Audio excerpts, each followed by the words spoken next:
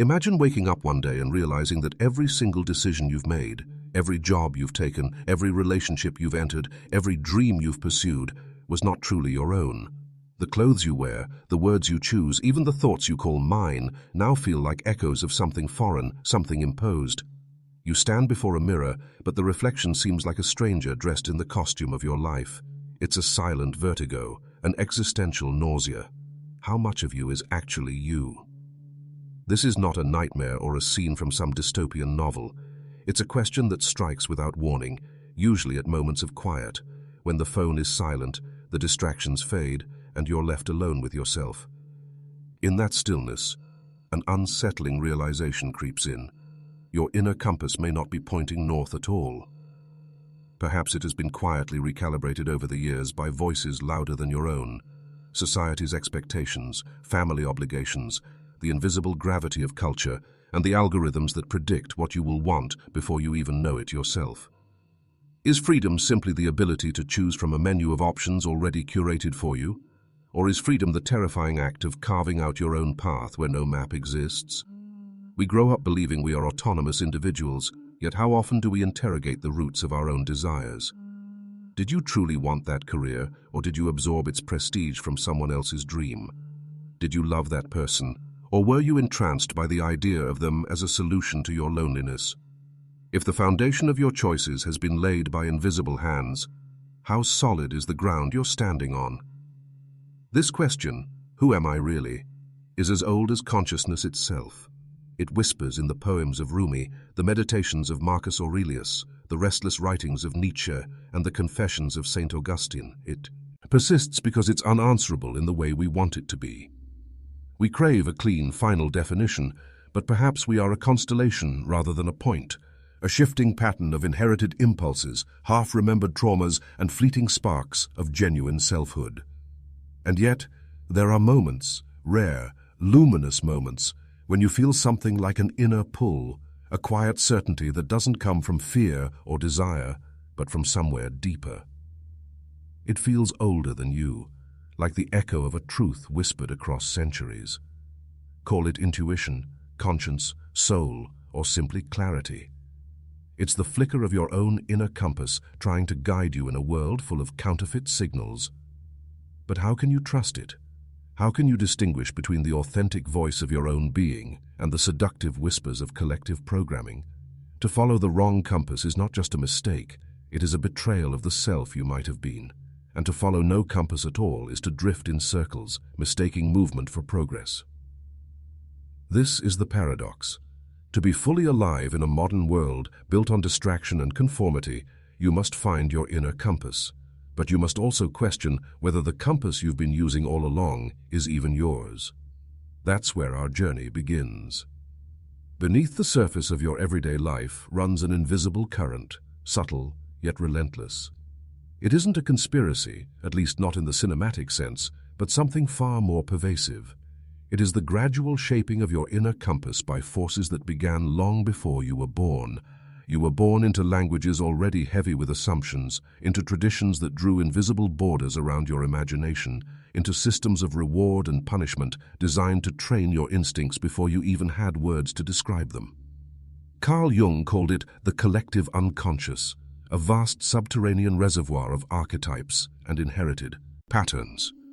He believed that much of what you think of as yourself is really a mask, the persona crafted to meet the expectations of the tribe.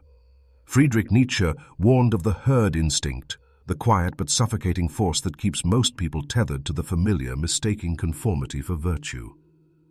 Arthur Schopenhauer wrote that our desires are not truly ours, but manifestations of an endless will, pushing us like marionettes toward goals we did not consciously choose.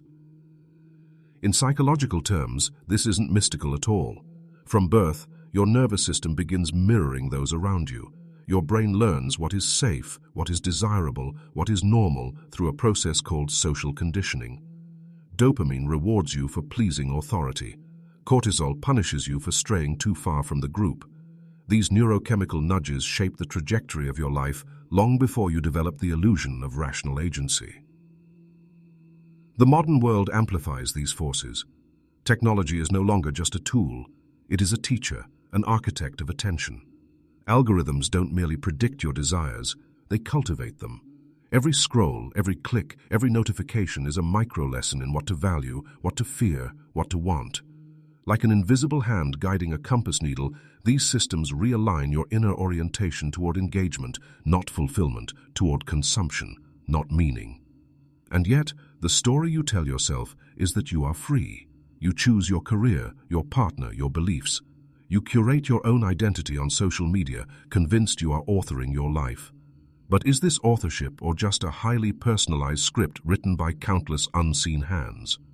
The French existentialist Jean-Paul Sartre once said that we are condemned to be free, thrown into a world with no inherent meaning, forced to create our own. But if we fail to see the invisible scaffolding shaping our choices, we're not creating meaning, we're inheriting it, mistaking it for originality. This is the hidden problem, a compass that feels internal but is calibrated externally.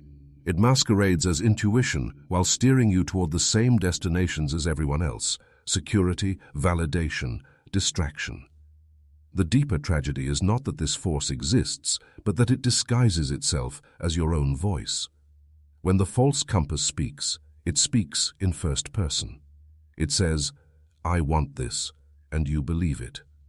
And yet, somewhere deep inside, another voice persists, a faint but persistent hum that feels older, quieter, but infinitely more authentic. Most people never hear it clearly because the noise of the world is deafening, but the moment you begin to sense it, a strange unease arises. You start to question not only what you want, but why you want it and who taught you to. That's the first crack in the facade.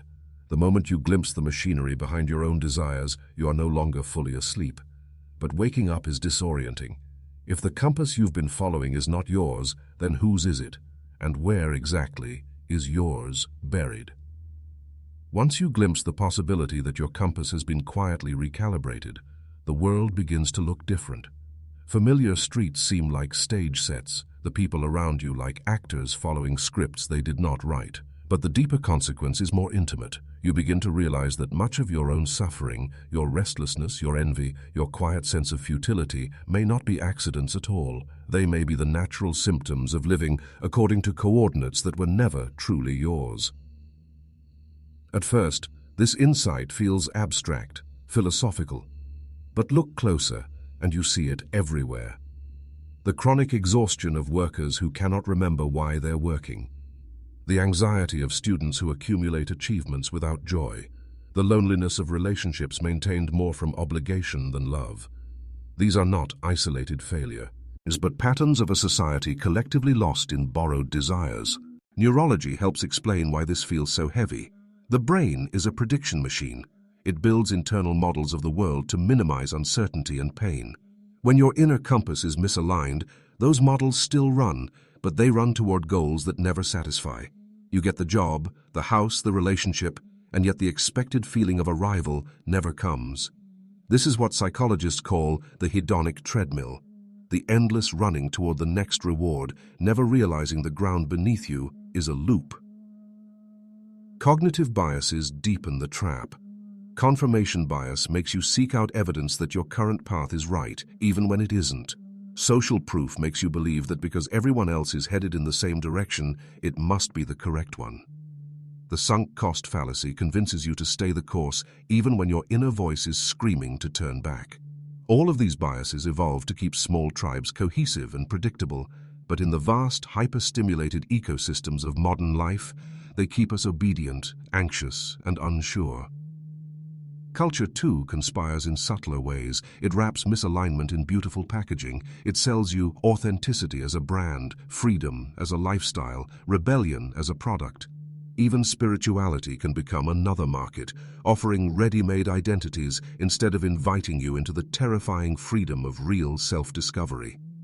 The consequence is not just personal emptiness, but a society of people moving faster and faster while feeling more and more lost.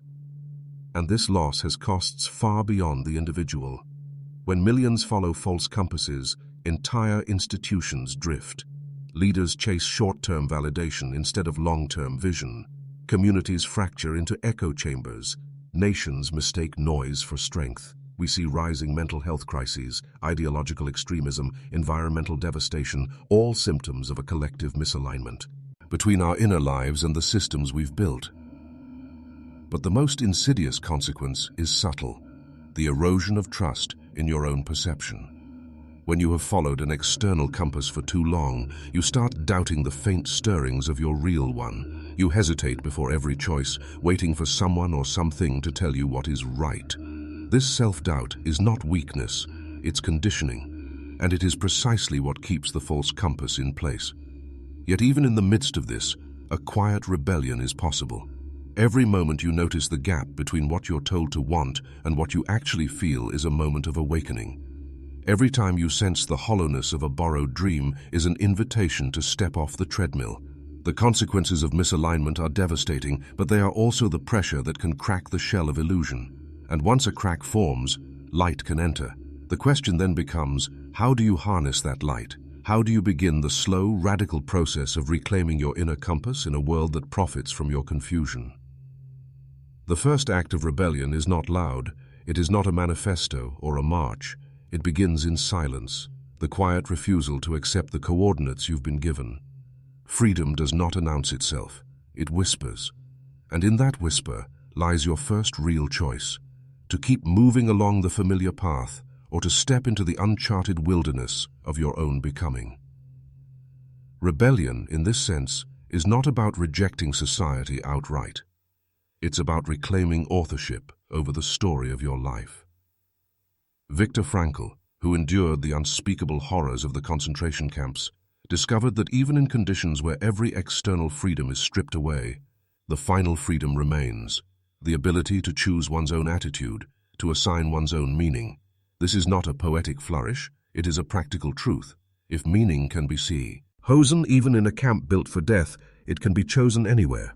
But choosing meaning requires unlearning. It means sitting with your own discomfort long enough to see what is yours and what is not. It means interrogating each desire like a customs officer at a border. Who sent you? Where did you come from? Do you belong here? Most desires will falter under questioning. A few will stand. Those few are the seeds of your true direction. This process feels like a kind of death because in a way it is. You're dismantling the persona you've spent years constructing. You're letting go of the self that was built for approval, the self optimized for algorithms and applause. Nietzsche called this the path of the free spirit, one who has walked beyond good and evil, not in the sense of becoming amoral, but in the sense of no longer outsourcing morality to the herd. To stand alone in this way is terrifying, but it is also the only way to be fully alive. History offers countless examples of such inner rebellions. Socrates drank the hemlock rather than betray his inner compass. Rosa Parks stayed seated because her conscience told her the bus was a battlefield. Even artists, writers, and scientists who changed the world, from Galileo to James Baldwin, began not with a plan to be iconic, but with the simple, dangerous act of trusting their own perception over the sanctioned one. On a personal level, rebellion may not look heroic. It may be as small as saying no to a career path that everyone else applauds. It may be as subtle as deleting an app that hijacks your attention, or as radical as moving somewhere you've always been afraid to go. The outer form doesn't matter. What matters is that the action arises from your own compass, not from fear, imitation, or inertia. This is also where practice matters. Meditation, journaling, long walks without devices, these are not cliches, but methods of clearing enough inner space to hear your own voice. They are not ends in themselves, but instruments. The goal is not to become a perfect ascetic, but to become porous enough to sense the faint pull of authenticity beneath the noise. Rebellion is not a one-time event, but a continual practice of recalibration. Every day you will be tempted to surrender your compass to someone else. Every day you must remember that your freedom is not in what you consume, but in what you choose to heed. And then slowly, the terrain shifts. Choices begin to feel lighter, clearer. Life starts to resemble not a script, but a conversation. You stop chasing arrivals and begin inhabiting the journey. The false compass loses its hold. The true one, long buried, begins to glow. But even this is not the end. The deepest revelation is still ahead, a truth that does not just change your direction, but transforms your entire sense of what direction even means. You imagine that somewhere out there is a perfect map, a single unshakable truth that will tell you exactly where to go and who to become. But when the noise falls away and the false compasses are set down, what you find is not a map at all. You find a silence, vast and unsettling, like standing at the edge of an ocean at night. No signposts, no guarantees, only the dim shimmer of stars and the sound of your own breathing. At first, this feels like failure. After all the effort, shouldn't clarity feel like certainty? But slowly you begin to see. Certainty is what the false compass promised you. Authenticity, by contrast, does not give you pre-drawn lines to follow. It gives you the raw materials of freedom. It gives you the ability to choose in real time, moment by moment, without leaning on borrowed answers. This is the ultimate truth. There is no external authority, not society, not tradition, not even your past self, who can define your path. Your inner compass is not a fixed instrument, but a live-in. A conversation between your deepest values and the unfolding world. It is not a destination, but a direction. It does not eliminate risk. It transforms risk into aliveness. When you live from this space, a paradox emerges. The more you trust your inner compass, the less you need to clutch at outcomes, and yet the more your life begins to align. Decisions that once felt impossible begin to feel obvious, not because the path is easy, but because you are no longer divided against yourself. The energy you once spent performing, justifying, comparing, and second-guessing becomes available for creating, loving, and simply being. Ancient traditions intuited this long before neuroscience had a name for it. The Taoists spoke of Wu Wei, effortless action arising from harmony with the flow. The Stoics practiced the discipline of distinguishing between what is within their control and what is not. Even modern psychology now acknowledges the power of intrinsic motivation. When your actions arise from values rather than external rewards, they become both more sustainable and more fulfilling. All of these point to the same realization. The compass is not outside, it is within. And it does not dictate, it invites. From here, your life stops being a linear climb and becomes something more like a spiral. Each choice brings you deeper into your own integrity, which in turn reshapes how you see the world. The separation between inner and outer begins to dissolve. You realize that by aligning your own compass, you subtly recalibrate the field around you, your relationships, your work, your community. The rebellion that began as a private act of defiance becomes a quiet force of coherence in a fragmented world. And yet, the journey is never complete. The compass must be tended like a fire. It flickers, it brightens, it requires your attention. You will stray, you will forget. But forgetting is not failure, it is part of the rhythm. Each return strengthens your trust, each recalibration deepens your freedom. This is what timeless wisdom offers modern life. No, not a formula, but a practice, not a doctrine, but a direction. The world will always try to sell you certainty. Your own depths will always offer you freedom, and freedom, though it feels uncertain, is the only place where you can meet yourself fully alive. So stand at the edge of your own ocean. Breathe. Let the noise fall away. Feel for the quiet pulse beneath it all, the pulse that has been there since before you had words for it. That is your compass. It has been waiting. The only question left is, will you follow it? If something in these words stirred a quiet recognition inside you, that faint sense that your own compass has been waiting to be heard, don't let it fade with the closing of this page or the end of this video. Give it space. Sit with it. Write down what surfaced. Ask yourself which desires are truly yours and which are echoes. And if you want to travel further with these ideas, make a conscious choice to surround yourself with conversations, books, practices, and communities that help you hear your own signal more clearly. Share this reflection with a friend who's also questioning their direction. Begin a dialogue about what it means to live from an inner compass rather than a borrowed map. The point is not to accept my words as truth, but to use them as a mirror for your own. The practice begins now, in whatever small step feels authentic. Closing an app, going for a silent walk, journaling, reaching out, or simply pausing to breathe. Your inner compass isn't an abstract concept, it's a living guide. It's been waiting for your attention. Begin with one deliberate act today, however small, that comes from that quiet, authentic place inside you. That act is your first movement toward freedom.